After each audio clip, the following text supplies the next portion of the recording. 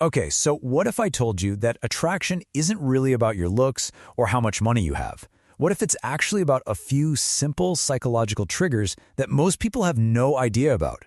Well, today we're diving deep into the science of what makes people connect and what creates real desire. You've probably seen this play out a million times, right? On one side, you have the person who is always available, always doing favors, always trying so hard to please, and they just can't seem to create that spark. But then you've got this other person, someone who's a little more of a challenge, a little more mysterious, and for some reason, they get all the attention. The difference between them? It's not luck. It's psychology. And here's the absolute key to understanding this. Attraction happens in the subconscious. It's not a logical decision. You can't just hand someone a resume of your good qualities and convince them to like you. No, real attraction is triggered on a much deeper, instinctual gut level. So in this explainer, we're going to break down 5 incredibly powerful psychological techniques that speak directly to that subconscious mind. Now, these are tools that can help you build incredibly strong connections. So a little warning here. It's really important that you use this stuff with good intentions and with respect. All right, our first mind trick completely flips the traditional dating script on its head. You know, the one where one person does all the chasing? Forget that. This is all about getting her to invest in the interaction right from the very beginning. So your first thought might be, the more I do for someone, the more they'll like me. But what's so fascinating is that the science shows it's usually the other way around. It's called the Ben Franklin effect, and it works like this. When we do a small favor for someone, our brain has to make sense of it. And to do that, it tells itself a little story. Hey, I must actually like this person, otherwise why would I be helping them? So how do you actually use this? Well, you start with what we can call micro-investments. These are tiny, super easy requests. I'm talking as simple as, hey, can you hold my drink for just a sec? Or, do me a favor and watch my jacket. I'll be right back. You could even say something like, you look like you have great taste in music. Pick the next song. Each one is a tiny little bit of effort on her part, and it makes her subconscious kick in and start justifying.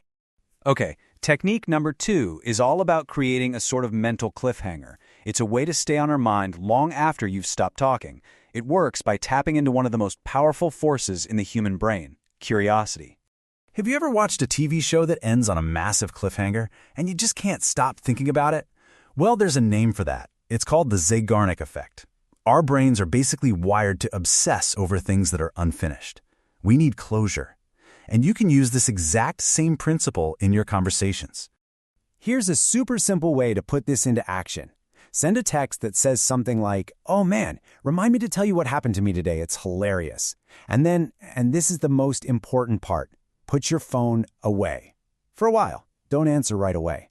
You've just created an open loop in her mind, a little mental itch that she'll want to scratch, and it keeps you right at the front of her thoughts. This next one taps into the absolute powerhouse that is our imagination. It's all about getting her to see a future that includes you, even if it's just in a playful, kind of hypothetical way. This technique is called future pacing. When you paint a picture with your words of some kind of shared experience, her brain can't help but play a little mental movie of that scenario. And just by doing that, you're building this powerful sense of familiarity and connection. The easiest way to do this is with one simple word, we. So you could say something playful like, I can already tell we would be absolutely terrible bowling partners. Or, oh, we are definitely going to argue about what to order for dinner. It doesn't even matter that it's a joke. It plants this little seed in her mind that the two of you could actually be a we. All right, our fourth principle here is a big one. It's a total mindset shift.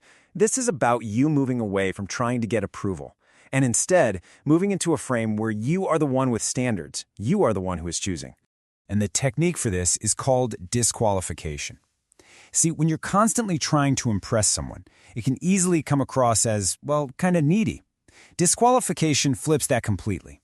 It's about playfully messing with their expectations and showing them that you're not just another person trying to win their approval. So instead of saying something that begs for validation, you use language that's a bit more playful and challenging. For example, instead of I'm a nice guy, try something like, you're cute, but you also look like you'd be a ton of trouble. It's fun, it's lighthearted, and it shows you're also figuring out if you're interested, which is way more attractive. When you make this shift and become the challenge, the entire dynamic changes. It's subtle, but it's powerful. All of a sudden, she's not just sitting back and judging you anymore. Instead, she starts wondering if she can win you over. And that tiny change in perspective, well, it makes all the difference. And finally, our fifth technique is all about building that instant connection. You know that feeling when you just get someone, like you're on the same wavelength, even if you just met? Well, this is how you create that feeling. Have you ever noticed that when you spend a lot of time with friends, you start to pick up their little phrases or mannerisms? That's a totally natural form of something called mirroring. It's our brain's subconscious way of saying, hey, we're alike, we're part of the same tribe.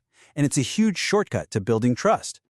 Now, the absolute key here is to be subtle. This is not about literally copying every single thing she does. That would be creepy.